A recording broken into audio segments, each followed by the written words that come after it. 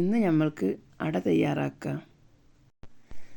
അതിനായി വെള്ളം തിളപ്പിച്ച് അതിലേക്ക് പാകത്തിന് ഉപ്പിട്ട് അതിൽ ആട്ടപ്പൊടിയും മൈദപ്പൊടിയും ഇട്ട് ഇളക്കി മാറ്റി വയ്ക്കുക. ചൂടാറിയതിന് ശേഷം കുഴച്ച് റെഡിയാക്കി വെക്കുക.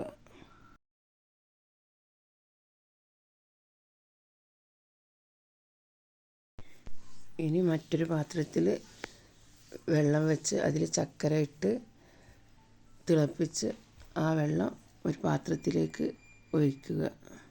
അത് ചൂടായി വരുമ്പോൾ അതിലേക്ക് തേങ്ങ ചേർത്ത് വറുത്ത് ഏലക്ക നല്ല ജീരകം ചേർത്ത് പാകാക്കി ഇറക്കി വെക്കുക.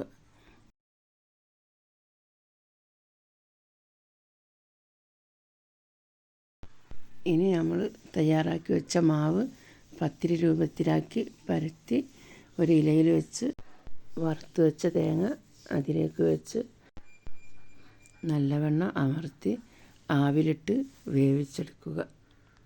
ഇപ്പോൾ നമ്മൾ അട ഇവിടെ തയ്യാറായിട്ടുണ്ട്.